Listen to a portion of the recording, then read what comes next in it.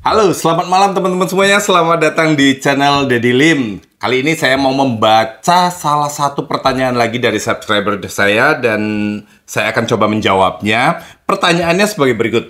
Kok di komunitas-komunitas banyak seller yang bilang penjualan mengalami penurunan daripada sebelum-sebelumnya dan hampir semua marketplace begitu. Bahkan iklan pun tidak terlalu mendongkrak lagi. Ada fenomena apa di balik itu menurut Kode dibahas dong? Oke. Nah, kalau menurut teman-teman ada mengalami penurunan, saya boleh dibilang saya setuju ya. Walaupun mungkin tidak berlaku untuk semua, tapi mungkin mayoritas. Ada mungkin beberapa seller yang justru mengalami peningkatan. Ya, kita bersyukur ya kalau ada yang mengalami peningkatan. Saya pribadi untuk di periode bulan-bulan ini, terutama setelah Lebaran juga mengalami penurunan. Itu wajar ya, bukan berarti kalau kita trainer itu atau kita biasa ngajar itu omset naik terus itu enggak ya. Ada periode-periode di mana kita juga mengalami masa-masa sulit, masa-masa di mana penjualan juga menurun. Nah, kalau dari apa yang terjadi dari kacamata saya melihatnya ada beberapa hal ya. Ada beberapa hal yang mungkin dirasakan teman-teman itu mengalami penurunan, beberapa faktor yang menjadi penyebabnya. Yang pertama nih, yang pertama itu ya tentu ya, COVID sudah lewat. Ya, COVID sudah lewat dan dunia offline itu udah mulai bergeliat lagi lah ya. Kalau teman-teman rasakan sejak 2019 kan kita kena COVID ya. Kena COVID bisa dibilang 2020 lah gitu ya, mulai terasa banget itu COVID. Semua orang akhirnya masuk ke online.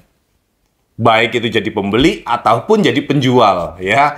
Masuk ke dunia offline. Nah, offline ini begitu menggairahkan gitu ya. Bisnis offline bisnis online begitu menggairahkan dan banyak seller-seller dadakan ya. Orang-orang yang dulunya mungkin karyawan atau PNS atau segala macam lah akhirnya mencoba peruntungannya di dunia online. Dan itu bagus. Sukses ya. Yang kedua tentu karena efeknya begitu banyak orang yang berpindah dari offline menuju online ya, baik itu penjual ataupun pembeli, terutama penjual nih, karena begitu banyak orang melihat si A sukses banget itu, gara-gara apa? Bisnis online dia jadi kaya dan sebagainya. Itu menginspirasi banyak orang, termasuk mungkin apa yang terjadi dalam kehidupan saya ya.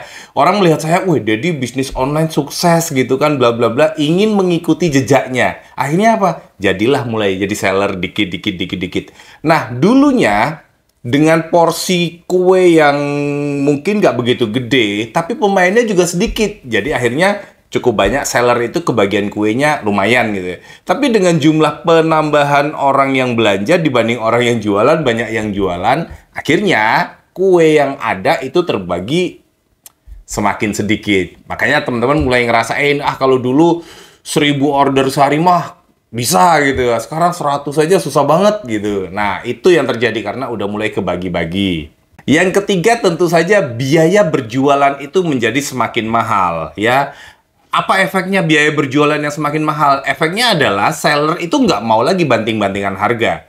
Kalau teman-teman ingat, di awal-awal tahun, bahkan sebelum COVID ya, mungkin di era tahun 2015 sampai 2020-an, itu banyak banget seller itu banting-bantingan harga. Ya, untungnya tuh mepet banget. Karena apa? Karena waktu itu biaya berjualan itu murah banget ya. Murah banget. Hanya mungkin ya 2-3% udah bisa gitu ya. Sekarang kalau teman-teman hitung, itu biaya berjualan itu admin aja udah bisa mendekati 10%. Belum biaya iklannya ya. Kalau nggak iklan, nggak jalan. Akhirnya apa? Mau nggak mau, seller itu menaikkan harganya. Nah, dengan harga yang makin tinggi, ini membuat harga di marketplace atau di online itu menjadi tidak lagi kompetitif seperti dulu.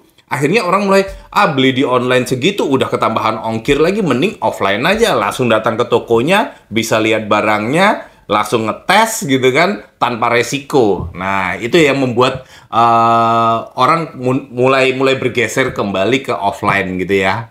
Dan yang keempat tentu saja, karena banyak sekali seller itu nggak amanah ya. Seller nggak amanah dan banyak sekali penipuan-penipuan yang terjadi, itu membuat trauma. Setiap ada penipuan, kita viralkan nih. Kita viralkan, akhirnya banyak orang yang awalnya mungkin masih percaya, akhirnya yang baca, belanja di Lazada gini, belanja di Shopee gini, belanja Tokopedia begini, wah, nggak amanah, beli HP dikirim batu, beli ini dikirim air mineral dan sebagainya. Akhirnya membuat orang takut ya, membuat orang takut. Dan yang itu mungkin yang parah, mungkin yang nggak parah banget itu mungkin ada jualan baju misalnya gitu. Jualan baju fotonya bagus banget, begitu datang ternyata kualitasnya tidak sebagus foto atau videonya. Ini membuat orang kapok, trauma. Akhirnya lebih memilih untuk belanja offline. Yang kelima, kita sekarang ini berada di periode pertengahan tahun. Khususnya di bulan Juni, Juli gitu, biasanya kita memang berada di tren yang negatif. Ya, negatif kenapa? Yang pertama, karena kemarin habis lebaran. Ya, biasa memang periode habis lebaran itu memang penjualan nggak begitu bagus-bagus banget. Satu, karena orang udah habis-habisan duitnya. Kedua, karena marketplace biasanya ngerem untuk biaya kampanyenya, biaya promosinya. Kalau biasanya di campaign-campaign besar, contoh ya, Ramadan, mereka menghabiskan budget iklan misalnya 1 miliar gitu kan per hari gitu. Tapi begitu masuk di periode kayak gini mereka berhemat. Kenapa? Karena mereka juga melihat nih daya beli masyarakat sedang turun gitu kan. Jadi budget iklannya mungkin cuma 200 juta gitu. Sehingga apa? Sehingga traffic yang masuk ke marketplace sendiri jadi berkurang. Tambah lagi diperparah kalau di pertengahan tahun itu biasanya adalah periode kenaikan kelas. Nah, jadi yang biasa ya, yang belanja-belanja itu kan biasanya orang tua, yang masuk udah kategori orang yang berpenghasilan. Dan biasanya orang berpenghasilan ini biasanya udah masuk kategori orang tua lah ya, yang memiliki anak-anak sekolah. Tentu mereka mulai memikirkan biaya untuk masukkan anak ke sekolah. Kalau cuma naik kelas mungkin biayanya nggak begitu gede. Tapi kalau naik tingkatan, misalnya dari SD ke SMP, SMP ke SMA, SMA ke kuliah, itu biayanya cukup gede dan biasanya mereka mikir yang pokok dulu nih, masukin anak sekolah atau kuliah, baru mikirin belanja yang lain. Dan yang keenam ini yang mungkin menurut saya paling penting ya, karena trennya sekarang tuh berbeda. Jadi kalau teman-teman selama ini jualan itu secara konvensional banget nih, aku jualan di Lazada atau jualan di Shopee atau jualan di Tokopedia, yang penting posting lah. Kalau dulu cuma posting aja laku. Sekarang kok kenapa ya posting nggak laku-laku gitu ya? Karena trennya udah mulai geser teman-teman. Ya, saya ngomong aja, sekarang gampangnya kalau sekarang teman-teman itu mungkin dengar kalau ada orang yang jualannya kenceng banget sampai ratusan juta, bahkan miliaran atau seharinya ribuan paket, biasanya mereka sudah bermain di live streaming. Ya, jadi sekarang eranya sudah berubah. Kalau teman-teman masih konvensional banget, belum menjamah ke live streaming, teman-teman harus berpikir. Karena tren belanja sekarang, orang atau customer itu inginnya melihat real produknya didemonstrasikan. Misal saya menjual satu produk, misalnya mic ini saya jual ya, tes gitu ya. Saya maunya sebagai customer itu melihat barang itu secara live, ditunjukkan oleh sellernya. Oh, mic-nya ini demonstrasinya begini, fisiknya segini, kelebihannya begini, bla bla bla bla.